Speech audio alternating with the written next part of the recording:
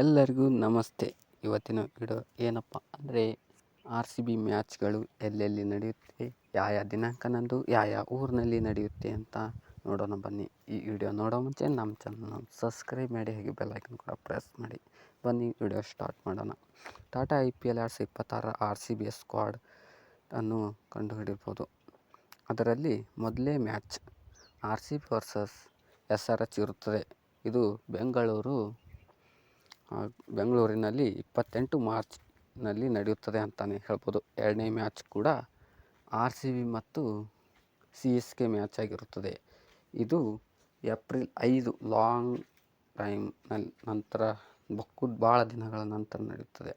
5 April ಅಂದು ನಡೆಯುತ್ತದೆ ಅಂತಲೇ ಹೇಳ್ಬೋದು. ಹಾಗೆ ಮೂರನೇ ಮ್ಯಾಚ್ ರಾಜಸ್ಥಾನ್ ಮತ್ತು RCB ಮ್ಯಾಚ್. ಇದು ರಾಜಸ್ಥಾನ್ ಹೋಮ್ ಗ್ರೌಂಡ್ ಗುವಾಹಟಿಯಲ್ಲಿ ನಡೆಯುತ್ತದೆ. ಇದು 10 ಏಪ್ರಿಲ್ನಲ್ಲಿ ನಡೆಯುತ್ತದೆ ಅಂತಲೇ ಹೇಳ್ಬೋದು. ನಾಲ್ಕನೇ ಮ್ಯಾಚ್ ಮುಂಬೈ ಮತ್ತು RCB. ಇದು ಮುಂಬೈನ ಹೋಮ್ ಗ್ರೌಂಡ್ನಲ್ಲಿಯೇ ನಡೆಯುತ್ತದೆ ಅಂತಲೇ ಹೇಳ್ಬೋದು. ಇದು 12 ಏಪ್ರಿಲ್ನಲ್ಲಿ ನಡೆಯುತ್ತದೆ ಅಂತಲೇ ಹೇಳ್ಬೋದು.